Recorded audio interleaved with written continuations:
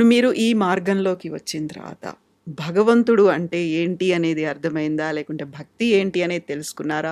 ధర్మం ఏంటి అనేదా? మతం ఏంటి అనేది ఎలా తెలుసుకున్నారు? ఏమర్థమైంది మీకు? ఇది ఒక బ్రహ్మ పదార్థం. ఏది? ఇప్పుడు మీరు అడిగిన ప్రశ్నలన్నీ హా! కదా.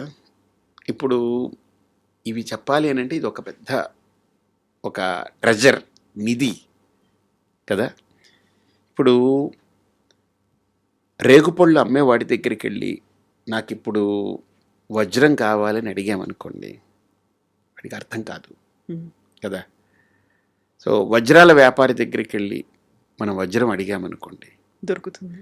ఎన్ని క్యారెట్స్ అని అడుగుతాడు, ఎన్ని సెంట్స్ అడుగుతాడు. ఫస్ట్ క్యారెట్లు అడుగుతాడు, సెంట్స్ అంటాడు. ఎందుకంటే క్యారెట్ల మీద కొనాలంటే చాలా పెద్ద ఆస్తిపరుడు అయి ఉండాలి.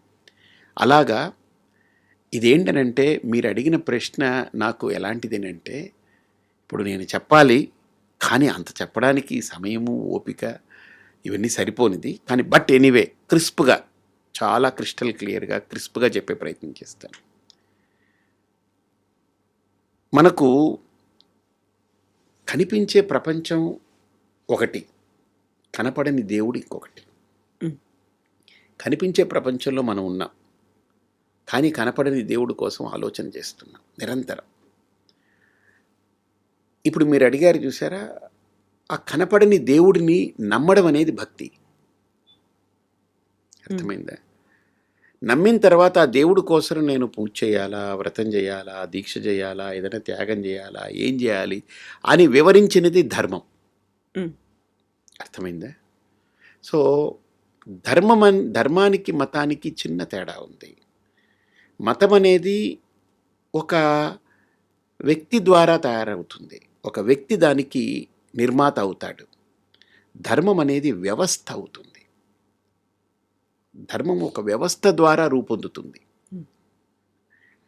మతం అనేది ఒక వ్యక్తి ద్వారా రూపొందుతుంది.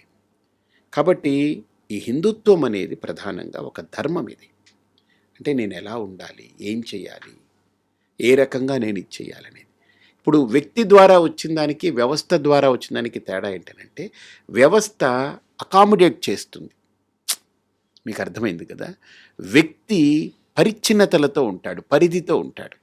వ్యక్తి యొక్క భావజాలాలన్నీ ఒక పరిధి, ఒక పరిమితితో ఉంటుంది, లిమిటేషన్స్ ఉంటాయి. ఏని ఇప్పుడు మీకైనా నేను ఒక విషయం చెప్తే మీరు ఆలోచించే కోణం మీ బుద్ధి పరిధికి అనుగుణమై ఆలోచిస్తుంది. నా కోణంలో నేను అంతే, ఆలోచిస్తాను. దాన్ని దాటి మీ బుద్ధి వెళ్ళదు. అలాగ ఒక వ్యక్తి ద్వారా నిర్మితమైనటువంటి మతం కూడా ఒక పరిధి, ఒక పరిచ్ఛిన్నత, ఒక లిమిటేషన్స్ ఉంటుంది.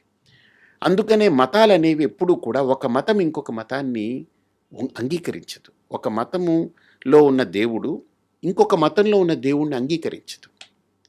కానీ ధర్మం దగ్గరకు వచ్చేటప్పటికి దైవత్వాన్ని ప్రతిపాదన చేస్తుంది ధర్మం. సో కాబట్టి ఇక్కడ వీడు దేవుడు కాదని చెప్పదు, అకామిడేట్ చేస్తుంది కదా. కాబట్టి మన భారతీయ సనాతన ధర్మం దగ్గరకు వచ్చేటప్పటికి ఇది భారతీయ సనాతన మతం కాదు, భారతీయ సనాతన ధర్మం. అందుకనే మతం అంటే పొరపడతాం మనం. పొరపాట్లు ఉంటాయి, దాంట్లో పొరపచ్చాలు ఉంటాయి, పరిధులు ఉంటాయి, పరిచ్ఛిన్నతలు ఉంటాయి. నా దేవుణ్ణి నువ్వు నమ్మకపోతే నువ్వు నా దేవుడికి ద్రోహం చేసిన వాడివని నేను మాట్లాడాల్సి వస్తుంది. మతం అయితే, ధర్మం అయితే నాస్తికుడిని కూడా యాక్సెప్ట్ చేస్తుంది ధర్మం, మతం యాక్సెప్ట్ చేయదు. నువ్వు నమ్మకపోతే నువ్వు నా దేవుడికి ద్రోహం చేస్తున్నావు అని అంటుంది. కానీ ధర్మంలో దేవుణ్ణి నమ్మని వాణ్ణి చారువాకుడు అంటారు, నాస్తికుడు అంటారు. అంటే ఏంటి, దేవుణ్ణి నమ్మడం నమ్మకపోవడం నీ చాయిస్ అంటుంది. ధర్మము ఆ ఫెసిలిటీ ఇస్తుంది, ఫెనటిక్గా ఉండదు, గీత గీసినట్టు ఉండదు. దట్ ఈజ్ వాట్ ధర్మం ఈస్.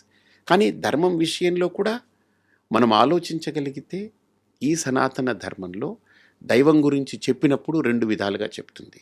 ఒకటి, ఒక ఆరాధన రూపంలో భక్తితో దైవాన్ని ఆరాధిస్తూ ఒక శరణాగతి పొంది భక్తుడిగా నువ్వు అంటే నీ ఈగోని అక్కడ సరెండర్ చేసి, నేను అనే అహంకారం కంటే ఇది దైవం యొక్క అనుగ్రహం అనే భావనతో మసులుకునేదానికి భక్తి అనేది ఒక మాధ్యమంగా పెట్టి మెల్లమెల్లగా ఒక వ్యక్తి ఎలివేట్ అవుతూ, ఆయన అప్లిఫ్ట్ అవుతూ, అసలు దైవత్వం అంటే ఏంటనేటువంటిది మానవత్వం నుంచి దైవత్వం దిశగా చేసే ప్రయాణమే ఆధ్యాత్మికత.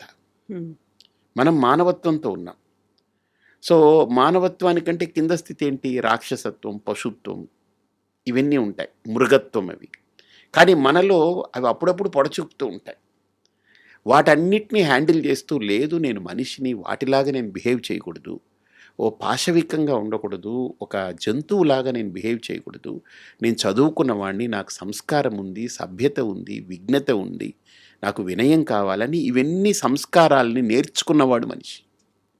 ఒక పాఠశాలలో కావచ్చు, తల్లిదండ్రుల దగ్గర కావచ్చు, ఫ్రెండ్స్ ద్వారా కావచ్చు, సమాజం నుండి కావచ్చు, లేదా వాడి అనుభవాల ద్వారా కావచ్చు, నేర్చుకుంటూ ఎదిగిన వ్యక్తి కాలక్రమంలో వాడు ఒక సంస్కారవంతుడే, ఒక మనిషి మానవత్వపు విలువలతో బ్రతుకుతాడు.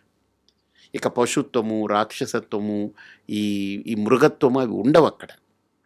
అవన్నీ మారడమే మనిషి యొక్క పరిణామక్రమం. ఆ మానవత్వం వచ్చిన తర్వాత అది పరిపూర్ణత్వం కాదు వాడికి. ఎందుకంటే మనిషికి మనస్సు అనేటువంటిది అల్లకల్లోలము సృష్టించగలిగేటువంటి, ఉపద్రవం సృష్టించగలిగే పరికరం. అలాంటి ఆ మనస్సుని ఎలా మనం మలుచుకుంటూ ఒక పరిపూర్ణత్వం దిశగా మనం వెళ్ళాలి, ఒక పరిపక్వమైనటువంటి స్థితికి మనం ఎలా చేరాలి అనేటువంటిది దైవత్వానికి సంకేతం కాబట్టి, పరిపూర్ణమైనది దైవత్వం కాబట్టి, ఆ స్థాయికి చేరడానికి వేసిన బాటనే ఆధ్యాత్మికత. కాబట్టి భక్తిలో నాకు ఇవన్నీ కాదు, నేను నమ్మాను, శరణాగతుడినై ఉంటున్నాను, కానీ కాలక్రమంలో ఆ భక్తి పరిపక్వమైతే అది ఆధ్యాత్మికంగా పరిణమిస్తుంది. భక్తి ఆధ్యాత్మికతలోకి పరిణమించకపోతే, అలా కన్వర్ట్ అవ్వకపోతే, ఆ కన్వర్షన్ జరగకపోతే, లైక్ ఇప్పుడు ఎగ్జాంపుల్, నేను మాట్లాడుతున్నాను, ఈ మైక్ గ్రాస్ప్ చేసింది, దీన్ని వేవ్స్ కింద కన్వర్ట్ చేస్తుంది కదా, ఈ వేవ్స్ని తీసుకెళ్ళి కెమెరాలోకి ఇస్తుంది, కెమెరాలో నా ఆడియో, నా వీడియో తీసుకుంటుంది, అది క్యాప్చర్ చేస్తుంది. ఈ రెండింటిని మనం కలిపి తర్వాత తీసుకుని టెలికాస్ట్ చేస్తాము. మళ్ళీ ఆ వేవ్స్ కన్వర్ట్ అయ్యి వర్డ్స్ కింద, మాటల కింద కన్వర్ట్ అవుతాయి, మళ్ళీ ఆ వేవ్స్ మళ్ళీ బొమ్మల కింద కన్వర్ట్ అవుతాయి, ఇవన్నీ అవుతున్నాయి కదా.